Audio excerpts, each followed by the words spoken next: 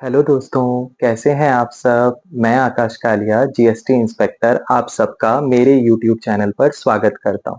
और उन सभी को थैंक यू जिन्होंने मेरी पिछली वीडियो को इतना प्यार दिया और मेरी पिछली वीडियो को सब्सक्राइब किया। और यहाँ पे जितने भी व्यूअर्स हैं जो कि फर्स्ट टाइम आए हैं और जिन्होंने मेरी पिछली वीडियो नहीं देखी है, तो प्लीज़ इस वीडियो को देखने से पहले पिछली वीडियो को देखें जो आपके लिए बहुत हेल्पफुल रहेगी।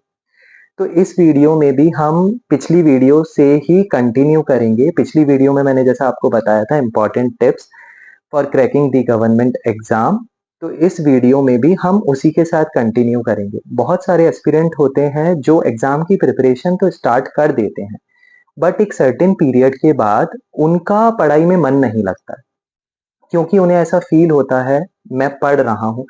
जब हम बिगिनर होते हैं तो हमें लगता है कि 15 दिन में हमें सारी चीज़ें समझ में आने लगेंगी या 20 दिन में हमें सारी चीज़ें समझ में आने लगेंगी, और 15-20 दिन की स्टडी के बाद ही हम मॉक देना स्टार्ट कर देते हैं। लेकिन जब हम पहला मॉक देते हैं तो शायद जितना एक्सपेक्टेशन हमने किया होता है उतने मार्क्स हमारे आते नहीं हैं, क्योंकि हमें लगता है कि हम with in 1 month he exam clear कर लेंगे। लेकिन ऐसा नहीं होता है। जो भी आपको ये बोलता है कि विद इन 3 मंथ्स में एग्ज़ाम क्लियर कर लो, ये कंटेंट को पढ़कर या इस बुक को पढ़कर आप with in 3 months exam clear कर लेंगे, तो ये बहुत फेक बात है। शायद कुछ-कुछ स्टूडेंट्स ऐसे होते हैं जो बहुत ब्रिलियंट होते हैं, जो विद इन 2 मंथ्स या 3 मंथ्स एग्ज़ाम क्लियर कर लें, नहीं तो सबको स्टडी करनी पड़ती है। जब मैंने भी प्रिपरेशन स्टार्ट करी थी, तो मेरे को भी मेहनत करनी पड़ी थी। ऐसा नहीं है कि मैंने 3 महीने में पेपर क्लियर कर लिया था। तो जो सबसे इम्पोर्टेंट चीज़ है कि अगर आपको लगता है कि आपको 1 महीना हो गया है स्टडी करते, फिर भी आपको चीज़ें समझ में नहीं आ रही हैं, आपसे अभी भी ग्रिप नहीं बन रही है, आप अभी भी मॉक में अच्छे मार्क्स नहीं हासिल कर पा रहे हैं, तो आपको उस समय मोटिवेटेड रहना है। मोटिवेशन चाहे एक्सटर्नल हो, चाहे इंटरनल हो, लेकिन मोटिवेटेड रहना है। या तो आप ऐसे फ्रेंड्स के साथ रहो जो आपको मोटिवेटेड रखें, या फिर आप इंटरनली मोटिवेटेड रहें। आपको ये सोच के रखना है आज नहीं तो कल मैं एग्ज़ाम क्लियर करूँगा। तो इस पूरी प्रोसेस में जब तक आप एग्ज़ाम की प्रिपरेशन कर रहे हैं, जब तक आपका एग्ज़ाम क्लियर नहीं हो जाता है, आपको मोटिवेटेड रहना है। मोटिवेशन के साथ दूसरी चीज़, जब हम मॉक दे रहे होते हैं, जब हम पढ़ाई कर रहे होते हैं, तो हमें पहली बार में चीज़ें समझ में नहीं आती हैं। हम पहली बार क्वेश्चन करने की कोशिश करते हैं, हमें नहीं समझ में आता है। हम 2 बार ट्राई करते हैं, 3 बार ट्राई करते हैं, फिर हम छोड़ देते हैं। ये सोच के कि मुझसे तो होगा ही नहीं। आपको छोड़ना नहीं है, आपको कंसिस्टेंसी मेंटेन रखनी है। किसी भी एग्ज़ाम को क्लियर करने के लिए कंसिस्टेंसी बहुत ज़रूरी होती है।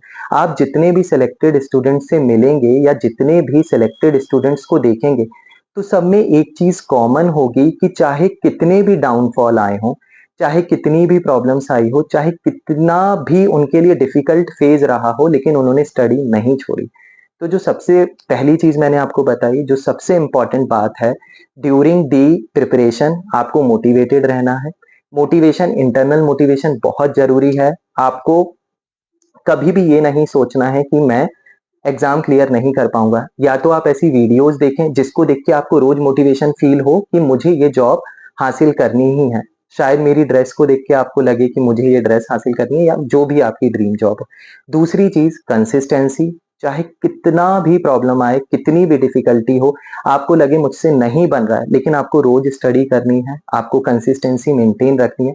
और इन 2 फैक्टर से भी इम्पोर्टेंट, जो सबसे इम्पोर्टेंट फैक्टर है टू क्लियर एनी एग्ज़ाम, वो है पेशेंस।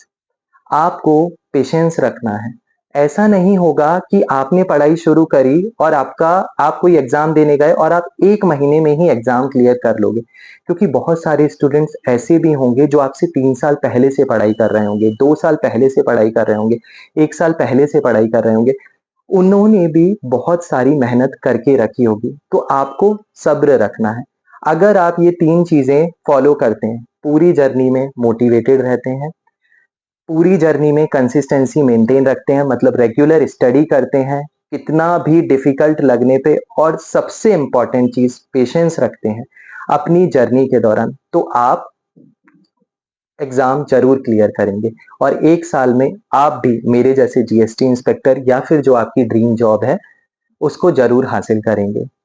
पिछली वीडियो में कुछ लोगों ने मुझे कमेंट करके बोला था कि सर जॉब के साथ हम प्रिपरेशन कैसे करें, इसके बारे में आप कुछ बताएं। तो जीएसटी इंस्पेक्टर बनने से पहले मैं भी एक अदर जॉब में था और मैंने भी उस जॉब के साथ प्रिपरेशन करी थी जीएसटी इंस्पेक्टर बनने के लिए या फिर एसएससी सीजीएल एग्जाम को क्रैक करने के लिए। मैं किस जॉब में था, किस जॉब के साथ रहते मैंने एग्जाम को क्लियर किया, मैं जॉब के साथ कैसे अपने स्टडी आवर्स मैनेज करता था, मैं कैसे स्टडी करता था, ये सब बातें मैं आपको नेक्स्ट वीडियो में बताऊंगा।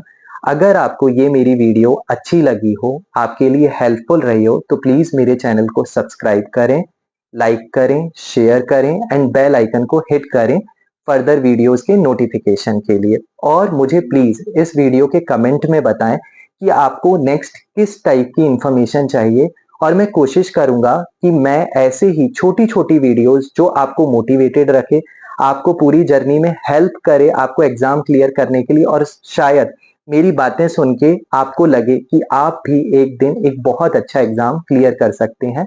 ये कोशिश मैं करता रहूंगा। थैंक यू और प्लीज मेरे चैनल को सब्सक्राइब करें।